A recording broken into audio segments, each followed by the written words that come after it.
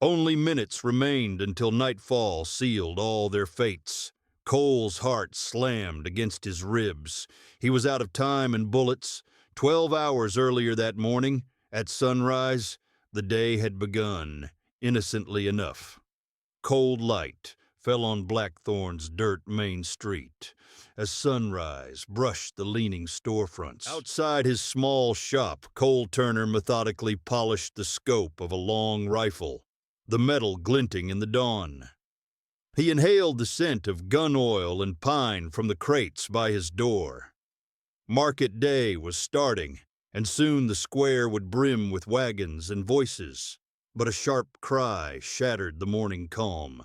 Cole's hand froze. Across the street, townspeople gathered in a loose ring around a ramshackle auction platform. A baby's wail cut through the chill air again, raw and scared. The smell of sour sweat and tobacco rose from the jostling crowd.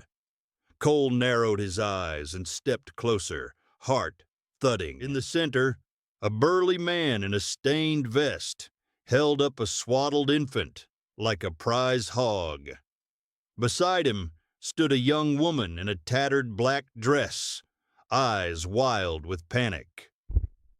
Tears streaked dust on her cheeks as she lunged for the child, but two henchmen restrained her. The sky was so clear and innocent overhead, yet here an innocent life was being auctioned like cattle. Murmurs of disbelief rippled. Some townsfolk looked away in shame, others watched with morbid anticipation. Cole saw the young mother's face, stricken, desperate, powerless. He'd sworn never to draw his guns again, but his fingers twitched toward a holster that wasn't there. A grizzled rancher barked, "50!" Another immediately countered, 60! The widow, she couldn't have been older than 20, sobbed, begging them to stop, but the bids climbed like a rising fever. Cole clenched his jaw until it hurt. This shouldn't be happening, not on a civilized morning. Where was the sheriff? Standing in back, Sheriff Dunnigan simply watched from under his hat brim, arms crossed. There would be no help from the law today. Cole's chest burned with quiet rage. He glanced at the locked cabinet inside his shop where his old Colt revolver lay collecting dust. His mentor, old Marshal Briggs, had taught him that every shot has a cost. Cole swallowed hard. If he drew a gun now, there'd be no going back to his quiet life. Across the square, the mayor raised his gavel for final call. A low voice cut through the murmurs. 100. He shifted to see Boone Markham at the back, the scarred leader of the Red Hand Gang. Boone's lips curled in a cruel grin.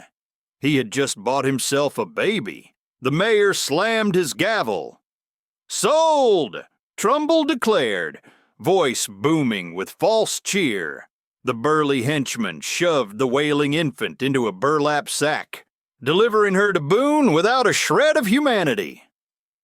The young mother's anguished scream tore through the golden morning. Cole's pulse pounded in his ears.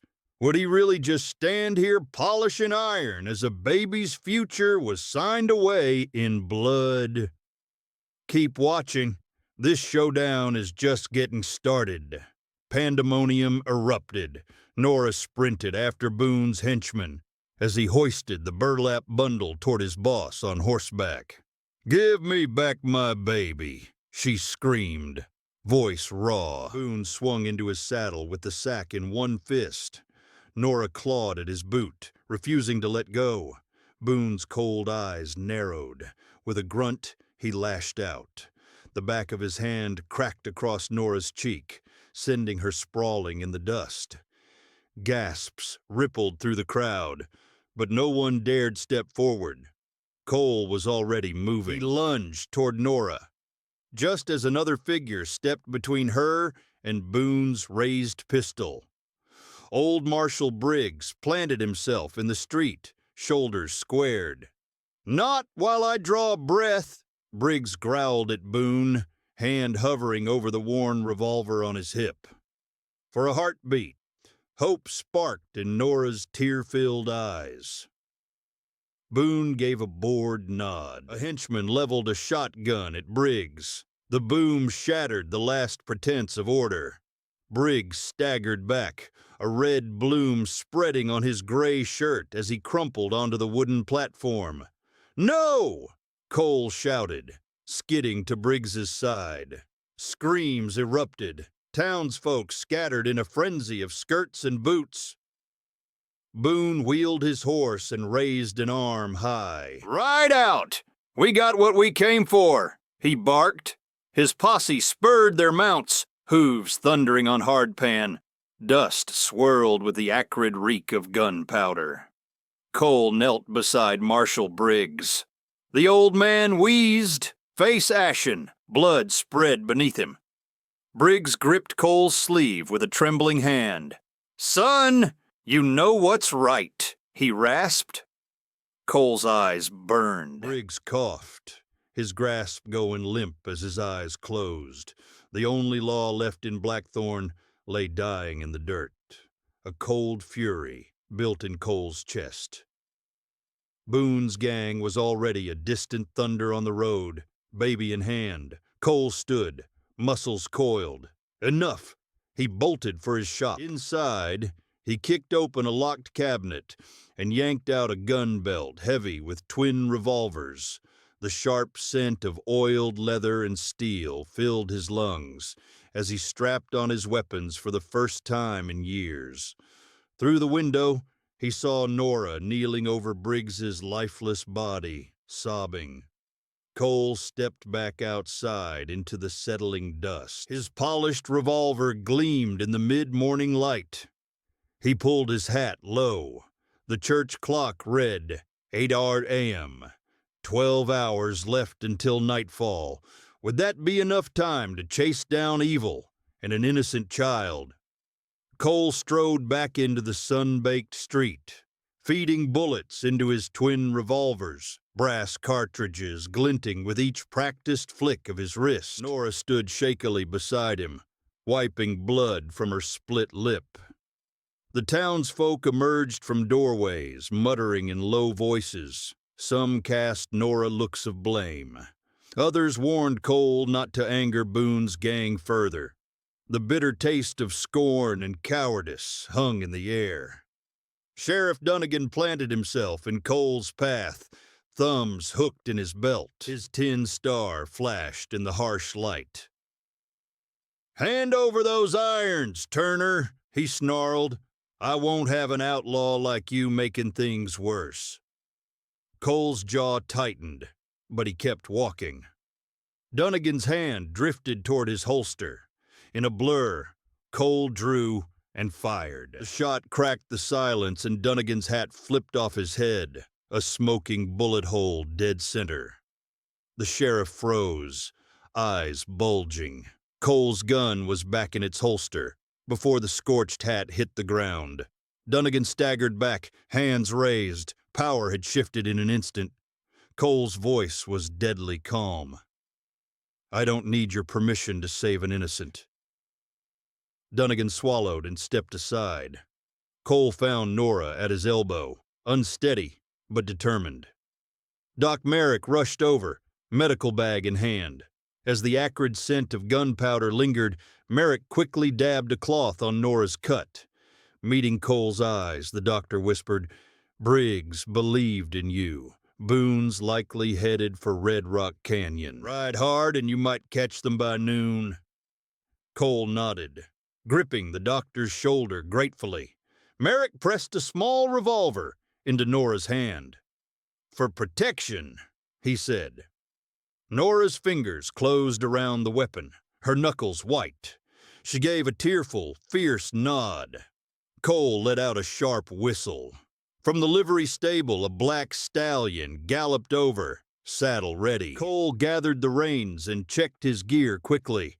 He swung up, then offered a hand to Nora. "Ride with me or stay behind," he said.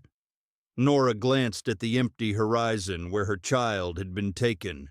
She gripped Cole's arm, and hauled herself up behind him. "I'm coming.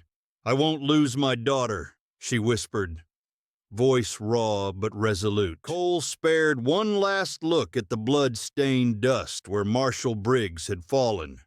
Then he snapped the reins. Hooves thundered as they raced out of Blackthorn. The chase was on. But what dangers would meet them on the road to sundown? By late morning, they had entered the rugged country leading to Red Rock Canyon. Redstone spires rose against a white-hot sky. Cole slowed Shadow to navigate a dry creek bed. The only sounds were the creak of leather and distant cicadas. Nora's arms wrapped around Cole's waist, her trembling now visible as the adrenaline faded. He guided the horse under a rocky overhang where a sliver of shade offered respite from the heat. The smell of hot sage and dust hung in the still air. Nora slid off the horse, knees shaking, but eyes determined. Cole let Shadow drink from a muddy puddle. He glanced at Nora, whose gaze stared through the canyon walls. A tear cut a clean path through the grime on her cheek. He cleared his throat softly. "We'll get her back," he murmured. Nora bit her lip. "Boone, he killed my James." Cole turned to face her fully. Words tumbled out of her like a flood. "3 months ago, he and his men came to our farm. James, my husband, told them to leave. Boone wanted our land. They shot James dead on our own porch." Her voice faltered. "I was inside feeding the baby. By the time I reached my husband, he was already gone." She wrapped her arms around herself. After a moment, Nora wiped her eyes with a shaking hand. "Sheriff Dunnigan and Mayor Trumbull called it an accident. They did nothing." Bitterness edged every word. Cole exhaled slowly. "I'm sorry," he said and meant it. Nora looked up at him, eyes shining with grief and fury. "You're risking your life for us, Cole. Why?" Cole's voice dropped to a whisper. "Because I've lived on the wrong side of the law, too." He hesitated, but her pain deserved honesty. "I fell in with an outlaw gang, chasing fame and coin. One day, during a robbery, a stray bullet of mine, it killed a little girl." He clenched a fist at the memory. "I put my guns down after that. Swore never to shoot another innocent soul." He looked at the revolver in his hand, the steel barrel glinting in the sun. "My best friend in that gang called me a coward for walking away. He swore someday he'd make me pay for betraying the family." Cole shook his head. "Maybe I can't change my past, but if I can save your daughter, maybe I can balance the scales a little." Nora stepped closer and squeezed Cole's calloused hand. "Thank you," she whispered. A small spark of hope flickered in Cole's chest, something he hadn't felt in years. He gave a slight nod, quickly hiding the sheen in his eyes. Overhead, the sun neared its zenith. Noon was approaching. "We should keep moving," he said gently. They remounted and urged Shadow onward, determination hardening their faces. High on a distant ridge behind them, a lone rider sat watching their trail. As Cole and Nora disappeared into the labyrinth of red rocks, the shadowy figure turned his horse and slipped away, unseen. By late afternoon, storm clouds had turned Red Rock Canyon as dark as dusk. Cole and Nora crept onto a high ledge overlooking a winding pass. A baby's faint wail echoed off the rocks. Nora's heart clenched. Below, 3 of Boone's henchmen clustered around a weak campfire beside a tied-down pack-horse. In the dirt lay a small burlap bundle, wriggling and crying, Nora's baby. Boone himself was not visible. Cole motioned for Nora to stay low. The wind whipped dust and the first cold raindrops against their faces. The air reeked of ozone and sweat. Cole belly crawled to a position directly above the unaware gang. A flash of lightning washed over the rocks, startling one outlaw to glance upward. His eyes went wide. "There!" he shouted, reaching for his rifle. Cole fired first. The gunshot cracked, and a henchman cried out, dropping his rifle as he collapsed, clutching his shoulder. Thunder shook the canyon. The remaining outlaws scattered for cover, yelling. Nora seized the chance. She bolted down a narrow goat path toward the crying bundle. Bullets whined past her as the second thug fired wildly at the ridge. Cole answered with 2 quick shots, forcing the gunman to duck behind a boulder. Splinters of rock flew around Cole's head. Lightning forked overhead, illuminating Nora as she skidded to her knees beside her daughter. Nora gathered the wailing infant into her arms, sobbing with relief. A towering shadow emerged behind Nora, Boone. He had flanked them, drawn by the chaos. Muddy rain sluiced down as he pressed the barrel of his revolver against the back of Nora's skull. "Drop it, Turner!" Boone roared over the wind. From the ledge above, Cole's stomach lurched. He squinted through the downpour, pistol trained on Boone, but no clear shot. Nora froze, sheltering her baby beneath her. Boone's henchmen peered from cover, weapons ready, but afraid to hit their boss or the child. Cole's heart pounded. One wrong move and Boone would execute them both. Lightning exploded nearby with a deafening crack, momentarily blinding everyone. Boone flinched, cursing. Cole seized the moment. He leapt from the ledge, boots skidding on wet stone as he fired twice in rapid succession. Thunder swallowed the shots as Cole hit the ground hard. He rolled to one knee, mud soaking his clothes. Boone staggered back, a bloom of red spreading on his shoulder. The outlaw howled in rage, but stayed upright. He swung his pistol toward Cole's silhouette. Cole's own gun had jammed in the mud. Helpless, he watched Boone take aim, murder in his eyes. Could Cole cheat death one more time before sundown? The storm's fury eased, leaving heavy silence. Boone steadied his gun on Cole. Before he could shoot, a pistol cracked from behind. Boone jolted and collapsed face first in the mud. Nora had fired Doc Merrick's revolver with shaking hands. She clutched her screaming baby as the last henchman fled into the darkness. A slow clap echoed. Cole spun to see a lean figure emerge from the shadows. Jeb Carver, his former partner, rifle in hand. Rain dripped from Jeb's hat as he leveled the barrel at Cole. "You left me to rot, Cole," he growled. "I watched our brothers hang one by one because of you." Cole swallowed hard, stepping in front of Nora and the child. Lightning flashed, illuminating Jeb's face, twisted with rage. "You owe a debt," Jeb spat, "and I'm here to collect." Jeb's finger tightened on the trigger. Cole braced himself to draw fire away from Nora. A thunderclap, a burst of light. Cole's revolver flashed as he drew and fired in the same heartbeat. Jeb's rifle spun away as a bullet shattered his hand. He fell to his knees with a howl. Cole advanced, gun trained on his once friend. Jeb glared up, cradling his ruined hand. "Go on! Finish it!" he hissed. Cole's jaw clenched. After a long beat, he lowered his revolver. "Not this time," he said hoarsely. Jeb's eyes flickered with confusion at the mercy. Cradling his injury, he stumbled into the night, disappearing into the tangle of rocks. Nora stepped to Cole, her baby whimpering but safe. Cole's hands trembled as he holstered his pistol. The night air was cold and still around them. He removed his hat and wiped the mud from his trusty revolver. They had survived the longest day. Cole had saved the child and the town by nightfall.